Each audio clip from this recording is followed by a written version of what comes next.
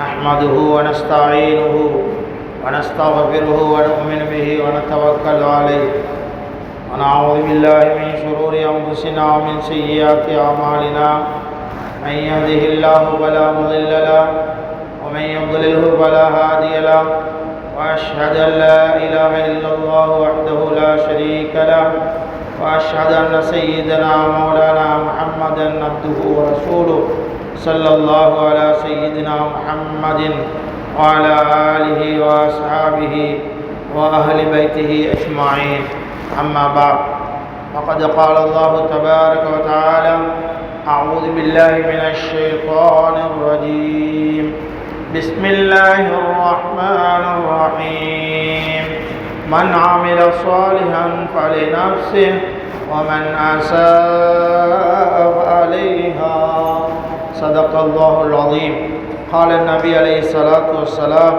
ليس الصيام عن الطعام والشراب فإنما الصيام من اللغو والرفث رواه الحاكم أو كما قال صلى الله عليه وسلم அளவற்ற அருளாளனும் நிகரற்ற அன்புடையவனுமாகிய எல்லாம் வல்ல அல்லாஹ்வின் திருப்பெயரால் இப்புனித செயலை ஆரம்பம் செய்கின்றேன். அல்ஹம்துலில்லாஹ். ஸலவாத்தும் ஸலாமும் சாந்தியும் சமாதானமும் இருளக வழிகாட்டி உத்தம திருநபி எங்கள் உயிரிலும் மேலான கண்ணியமிக்க ரசூலுல்லாஹி ஸல்லல்லாஹு அலைஹி வஸல்லம் அவர்கள் மீதும் அவர்களுடைய குடும்பத்தவர்கள் சஹாபாக்கள் தாபிஊன்கள் தபா தாபியூன்கள் அனைவர்கள் மீதும் என்றென்றும் உண்டாவதாக. அன்பின் இஸ்லாமிய சகோதர பெருமக்களே, அல்லாஹ்வின் நல்லடியார்களே, அல்லாஹு தஆலாவை வாழ்வின் எல்லா கட்டங்களிலும் தக்வா செய்து அஞ்சி பயந்து வாழுமாறும் அவனால் எங்களுக்கு தரப்பட்ட கட்டளைகளை எமது வாழ்வில் முடியுமானவரை எடுத்து நடக்குமாறும் அவனால் எங்களுக்கு தடை உத்தரவு பிறப்பிக்கப்பட்ட அத்துணை விடயங்களை விட்டும் முற்றாக தவிர்ந்து கொள்ளுமாறும் என்னையும் அப்பால் உங்களையும் இந்த நல்ல நேரத்தில் நல்லுபதேசம் செய்கின்றேன். எல்லாம் வல்ல அல்லாஹ் எம் அனைவர்களையும் அவனுக்கு கட்டுப்பட்டு வாழ்ந்த முத்தகீங்கள் சாலிஹீங்கள் நல்லடியார்கள் கூட்டத்தில் சேர்த்து வைப்பானாக. அன்பின் இஸ்லாமிய சகோதர பெருமக்களே, அல்லாஹ்வின் நல்லடியார்களே, எங்களுடைய பாவங்களை சுட்டரித்து தக்வா என்கின்ற இறையச்சத்தை அதிகரித்து கொள்ள அமல் இபாதத்தை கூடுதலாக செய்கின்ற ஒரு சீசன் காலமாக ஆக்கிக்கொள்ள எதிரே வருகின்ற ரமலான் எங்களுக்கு சாதகமாக எங்களை நல்லவர்களாக தூயவர்களாக நற்பண்புடையவர்களாக மாற்றி வைக்கும் என்ற நல் ஆதரவோடு அந்த ரமலானை நாம் எதிர்பார்க்கின்றோம். கண்ணியமான சகோதரர்களே, அல்லாஹ்வின் நல்லடியார்களே, நமது உயிர் வாழ்வில் ஒரு ரமலான் சந்தர்ப்பம் கிடைப்பது மாபெரும் ஒரு பாக்கியம். கண்ணியமிக்க ரசூலுல்லாஹி ஸல்லல்லாஹு அலைஹி வஸல்லம் அவர்களுடைய வாழ்வில் 9 ரமலான்கள் மாத்திரம்தான் கிடைக்க பெற்றிருக்கின்றன. நாங்கள் எத்தனை 9 ரமலான்களை அடைந்திருக்கிறோம்?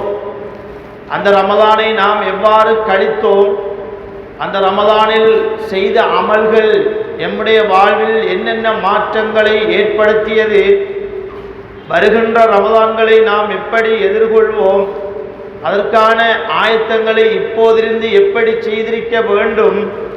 அந்த அமல்களை செய்துவிட்டு அதற்கு பின்னால் நாம் என்ன செய்ய வேண்டும் என்கின்ற விடயங்களை ஒரு குறுகிய நேரத்தில் நாம் ஆராய கடமைப்பட்டிருக்கின்றோம். அறிஞர் பெருமக்கள், அல்லாஹுடைய அருள் பெற்ற மக்கள் சங்கையான ரமலானை சுமார் 6 மாத காலமாக அல்லாஹ்விடத்திலே இறையஞ்சி பெற்றுக்கொள்ள வேண்டும் என்பதற்காக பிரார்த்தனைகளின் ஊடாக அடைந்து கொள்வார்கள். இது நபிகளார் ஸல்லல்லாஹு அலைஹி வஸல்லம் அவர்கள் காட்டி தந்த ஒரு வேளை. அல்லாஹும்ம பல்லிக்னா ரமலான், ரமலானை அடைய செய்வாயாக என்று அந்த ரமலானுடைய முழு பெறுபவர்களையும் அந்த ரமலானிலே அடைகின்ற மன சந்தோஷங்களையும் மன ஆறுதல்களையும் உடற்பயிற்சி, உளப்பயிற்சி, நப்சிக்கான பயிற்சி, முஜாஹதத்துன் நப்ஸ், இப்படியான பல போராட்டங்களிலே வெற்றி கண்டு அதனுடைய பெருமதியை விளங்கிய மக்கள் 6 மாதங்களுக்கு முன்னாலே அல்லாஹ்விடத்திலே பிரார்த்தனை செய்ய ஆரம்பித்து விடுவார்கள். 2 வகையாக பிரார்த்தனை செய்வார்கள். ஒன்று அல்லாஹும்ம சல்லிம்னா ரமலானை எங்களுக்கு சலாமத்தாக்கி வைப்பாயாக. ரமலானுடைய காலம் ஈடேற்றமானதாக இருக்க வேண்டும், இடறுபாடுடையதாக இருக்கக்கூடாது, நோய் நோன்பலங்கள் வரக்கூடாது, கஷ்டங்கள் பயங்கரவாதங்கள் அந்த காலப்பகுதியில் வந்துவிடக்கூடாது என்று அவர்கள் பிரார்த்திப்பார்கள். நாம் சொன்ன விடயங்களை எமது வாழ்வில் சந்தித்த நாம் அந்த ரமலான்களை சரியாக சம்பூர்ணமாக நிறைவேற்ற தவறிய நாம், ஏனென்றால் அந்த கால நேரங்கள் ஒன்று மழையாக கூடுதலாக இருக்கும், அல்லது வெயில் கூடுதலாக இருக்கும், அல்லது பயங்கரவாத நிலைமையாக இருக்கும், மின்சாரங்கள் இல்லாமல் இருக்கும், நோய் நொம்பலங்கள் பீடித்திருக்கும். எத்தனை விடயங்களை சந்தித்திருக்கிறோம். எனவேதான் அந்த அறிஞர் பெருமக்கள், நல்லறிவு பெற்ற மக்கள், இதனை ரமலானை விளங்கிய மக்கள் அந்த சீசன் காலத்தை நிம்மதியானதாக ஆக்கித்தாயா அல்லாஹ் என்று ரப்பிடத்திலே கேட்பார்கள். மாத்திரமல்லாது, ஆண்டவனே எங்களுடைய உடல் ஆரோக்கியத்தை சரீர சுகத்தை சிறப்பாக்கி வைப்பாயாக. ஏனென்றால் பகல் காலங்களிலே பட்டணி பசியிருந்து தாகமிருந்து உணர்வுகளை அடக்கி ஒடுக்கி இரவெல்லாம் நின்று வணங்குகின்ற ஒரு பயிற்சியை பெறுகின்ற ஒரு நாட்களாக இருக்கின்ற காரணத்தினால் என்னுடைய உடலிலே வலிமை ஏற்பட வேண்டும், சக்தி ஏற்பட வேண்டும். இன்னலி ஜஸதிக அலைக ஹக்கா, நபி அலைஹிஸ்ஸலாம் அவர்கள் சொன்னார்கள், உன்னுடைய உடலுக்கும் ஒரு ஹக் இருக்கிறது, அதை கவனித்துக் கொள்ள வேண்டும் என்று. எனவே சுவர் இருந்தால்தான் சித்திரம் வரையலாம், உடல் இருந்தால்தான் ஆரோக்கியமான இபாதத்தை நாம் புரியலாம். எம்முடைய மரணம் வருகின்ற வரைக்கும் அல்லாஹ் எங்களுடைய உடலிலே ஆரோக்கியத்தை தர வேண்டும். அவனுடைய வணக்க வழிபாடுகளிலே எந்த சங்கடமும் தர்ம சங்கடமும் எந்த இடர்பாடுகளும் எங்களுக்கு வந்துவிடக்கூடாது என்று பிரார்த்தனை செய்து கொண்டே இருக்க வேண்டும். அதனால தான் முன்னுக்கு தொங்க விட்டிருப்பார்கள். நாம் தொழுது விட்டு கேட்கின்ற துவாக்களிலே ஒன்று, அல்லாஹும்ம அஇன்னா அலா திக்ரிக வ ஷுக்ரிக வ ஹுஸ்னி இபாதத்திக். என்ன அழகான துவா! அல்லாஹும்ம அஇன்னா, ரப்பே ரஹ்மானே எங்களுக்கு நீ உதவி செய்வாயாக, உன்னை நினைவு கூற, உனக்கு இபாதத்தை செய்ய, நல்ல பல கர்மங்கள் செய்வதற்கு எனக்கு நீ உதவி செய்வாயாக. உன்னுடைய உதவி இருந்தால்தான் நான் ஆரோக்கியமாக இபாதத்திலே ஈடுபடலாம். எனவேதான் இந்த ரமலானை எங்களுக்கு சலாமத்தாக்கி தருவது போன்று எங்களுடைய உடல் ஆரோக்கியத்தை சிறப்பாக்கி தருவாயாக என்று கேட்டிருக்கிறார்கள். எனவே அல்லாஹ்வின் நல்லடியார்களே, அருமை சகோதரர்களே, சிலர்கள் இந்த சான்ஸை விட்டு விடுகிறார்கள். ரமலானிலே எப்படி எப்படி நாம் நல்ல அமல்களை கூடுதலாக ஆக்கிக் கொள்ள முடியுமோ அந்த அளவு போட்டி போட்டுக்கொண்டு நாம் அமல் இபாதத்திலே ஈடுபட வேண்டும். பல்யதனாஃபஸில் முதனாஃபிஸூன், குர்ஆன் சொல்லுகிறது, போட்டி போட்டுக் கொள்ளக்கூடியவர்கள் போட்டி போட்டுக் கொள்ளுங்கள். அஸ்தபிகுல் கைராத், நலமான காரியங்களிலே முந்திக் கொள்ளுங்கள். வசாரிஉ இலா மக்ஃபிரத்தின் மின் ரப்பிக்கும், நம்முடைய ரப்புடைய மக்ஃபிரத் பாவ மன்னிப்பளவில் நீங்கள் விரைந்து செல்லுங்கள். இதெல்லாம் எங்களுக்கு விடப்பட்ட கட்டளைகள். சகோதரர்களே, இந்த ரமலானுடைய பாக்கியத்தை நாம் கருதி சகல விதமான ஆயத்தங்களை செய்து கொள்ள வேண்டும். பணங்களையும் கூட கூடுதலாக சேமித்து வைக்க வேண்டும். ஏனென்றால் இதர காலங்களை விட ரமலானிலே தான் சாப்பிடுவது குறைவாக இருந்தாலும் செலவு கூடுதலாக இருக்கும். சிலர்கள் நோம்பும் இல்லை தொழுகையும் இல்லை. ஏன் நீங்கள் நோம்பம் பிடிக்கவில்லை தொழுகையும் இல்லை என்று கேட்டால் சொல்லுகின்ற பதில், நாங்கள் உடல் உழைப்பு செய்கிறவர்கள். 24 மணித்தியாலத்தில் 8-10 மணித்தியாலங்கள் உடலால் கஷ்டப்பட்டால் தான் குடும்பத்திற்கு உணவு கொடுக்கலாம், மனைவி மக்களை வாழ வைக்கலாம், பிள்ளைகளை கற்பிப்பதில் முயற்சி செய்யலாம். அதனால் இந்த ரமலானிலேயே நாங்கள் கஷ்டப்பட வேண்டியிருக்கிறது. எப்படி நான் நோன்பு பிடிப்பது, எப்படி இரா காலங்களில் வந்து நின்று தொழுவது? இந்த மௌட்டிக கேள்வியை நமது மக்கள் கேட்கிறார்கள். அதற்குத்தான் நாங்கள் சொல்லுகின்றோம், ஒரு 10-100 ரூபாய்களையாவது நாம் சேமித்து வந்து அந்த ரமலானுடைய காலத்திலே வேலைப்பளுக்களை குறைத்து அமல் இபாதத்திலே ஈடுபட வேண்டும். சில கட்டங்களிலே அரசாங்கம் கூட பாடசாலை விடுமுறைகளை, அரசு உத்தியோகத்தர்களுக்கு சில ஓய்வு நேரங்களை வழங்குகின்றதென்றால், தொழில் செய்கின்ற நாம் 11 மாதமும் உழைத்து விட்டு இந்த மாதத்துக்காக சேமித்து வைத்து உண்டால் என்ன? ஒரு நாள் 2 நாள் அல்ல, மாதக்கணக்காக உழைப்பில்லாமல் இருந்தோமே. கொரோனா போன்ற நேரங்களிலே எப்படி நமக்கு அல்லாஹ் உயிர் கொடுத்து உடலை தந்து பாதுகாத்தான். எனவே நம்முடைய மக்கள் ஆயத்தப்படுத்தலில் பல சிக்கல்களை வைத்துக் கொள்கிறார்கள். இல்லை இல்லை, ரமலானுக்காக வேண்டி சேமிப்பு கணக்கிலே நம்முடைய வீட்டிலே சேமிக்கப்பட்ட பணங்கள் இருக்க வேண்டும். வேலைகளை குறைக்க வேண்டும். ஒரு வேலை கொடுக்கின்ற அதிகாரி தனது பணியாளனுக்கு நோன்பென்று சொன்னால் அவனுக்கு வேலையை குறைத்து கொடுக்கட்டும் என்று இஸ்லாம் சொல்லுகின்றது அல்லவா? என்ன தத்துவம்? நோன்பாளி சிரமப்படக்கூடாது. நோன்பாளி ஏனைய காலங்களிலே படுகின்ற அதாவது முயற்சி, வெயிலிலே நின்று செய்கின்ற முயற்சி, தொழில் அவனை சவுக்க வைத்துவிடும், அவனை சக்தி இழக்கச் செய்துவிடும், நோன்பை விட்டு விடுவான். நோன்பை விடுவது எவ்வளவு பாவம் தவறுகளே. எனவேதான் இந்த ரமலானுக்காக வேண்டி பல ஆயத்தங்களை உடல் ரீதியாகவும் உள ரீதியாகவும் செய்து கொள்ள வேண்டும். இரவு காலங்களில் நின்று வணங்குவது இந்த சந்தர்ப்பம்தான். வேறு யார் எந்த நேரத்தில் நின்று தொழுகிறார்கள்? இஷா தொழுகை முடிந்தவுடனே ஆக்களை காணவில்லை. இந்திய சுன்னத்தும் இல்லை, வித்திரும் இல்லை. இரவு காலங்களிலே நாம் என்ன தொழுகிறோம்? யார் கண்பிடித்து தொழுகிறோம்? சுபகுக்கு பள்ளிக்கு வருவதில்லை. எப்படி தஹஜ்ஜத் இரவு நேர தொழுகையில் நாம் ஈடுபடுவது? பள்ளிக்கு செல்லுகின்ற எண்ணிக்கையை பார்த்தால் எங்களுடைய இபாதத்து எங்கே போய் நின்று எங்கே உதவி செய்திருக்கிறது பார்க்கலாம். அல்லாஹ்வின் நல்லடியார்களே, அருமை சகோதரர்களே, எம்மை நாம் தூய்மைப்படுத்திக் கொள்ள லஅல்லக்கும் தத்தகூன், உங்களை நீங்கள் தக்குவாதாரிகளாக இறையிச்சவாதிகளாக ஆக்கிக் கொள்வதற்காகத்தான் நோன்பு உங்களுக்கு கடமையாக்கப்பட்டிருக்கிறது என்று குர்ஆன் சொல்லுகிறது. நாம் இன்னும் வீணும் விளையாட்டிலும் மௌட்டிகத்தில்தான் நம்முடைய வாழ்நாளை கழித்துக் கொண்டு செல்கின்றோமே தவிர இன்னும் நாம் அமல் இபாதத்தில் மும்முரங்காட்டி அதனால் அடைகின்ற பெருமானங்களை இன்னும் பெறாதவர்கள் இருக்கின்றோம். மௌத்துக்கு முன்னால் நாம் செய்கின்ற மலை போன்ற அமல்களுடைய பெருமானங்களை காண வேண்டும், அதனுடைய உதவிகளை பெற வேண்டும். ஒவ்வொரு இபாதத்துக்கு பின்னாலும் ஒவ்வொரு உதவியும் நன்மையும் உலகத்திலேயே இருக்கிறது. நன்மைகளை அல்லாஹ் மறைமையில் மறைத்து வைத்திருக்கிறான். அந்த நன்மைகளை கண்டால் மூச்சு திணறு செத்து விடுவோம். அப்படி அபரிவிதமான நன்மைகளை அல்லாஹ் வைத்திருக்கிறான் சுவனபதியிலே. ஆனாலும் நாம் செய்கின்ற ஒவ்வொரு இபாதத்துக்களின் பின்னணிகளை அல்லாஹ் வாழ்விலே வைத்திருக்கிறான். தொழுகையை எடுத்துக்கொண்டால் அது எங்களுடைய கெட்ட குணங்களை போக்க வைக்கும், அசிங்கமான நடத்தைகளை எல்லாம் ஒழித்துவிடும். அப்படி ஒழித்து அவரை வெளியாக்கவில்லையானால் அது தொழுகை அல்ல, வீண் குனிந்தலன் நிமிர்தலும் தான். நம்மை நாம் கொஞ்சம் சற்று முஹாசபா செய்து பார்க்க வேண்டும், சுய விசாரணை செய்து பார்க்க வேண்டும். ஒரு சிம்பிளா சொல்றேன் என்று சொன்னா, திக்ர் செய்தா மனதில் நிம்மதி கிடைக்கும் என்று குர்ஆன் சொல்லுகிறது. அலா பிதிக்ரில்லாஹி தத்மஇன்னுல் குலூப், திக்ர் செய்வதன் ஊடாக கல்புகள் நிம்மதி பெறுகின்றன. அல்லாஹ்வை திக்ர் செய்துவிட்டு கொஞ்ச நேரம் கல்வி நிம்மதியாக இருக்கிறதா என்று பார்ப்போமா? உயிரோட்டமான திக்ர் செய்தோமா? உள்ளமும் உடலும் நாவும் எண்ணமும் சிந்தனையும் சேர்ந்து திக்ர் செய்யப்பட்டதா? வெறும் வாய் பிராட்டல்கள் மாத்திரம்தான் திக்ராக அமைந்ததா? ஏன் என்னுடைய வாழ்விலே உள்ளத்திலே அமைதி கிடைக்கவில்லை என்று நாம் சிந்தித்து பார்த்தால் நாம் செய்கின்ற மலை போல நன்மைகளுக்கு பிரமாணத்தை நாம் இன்னும் அடையவில்லை.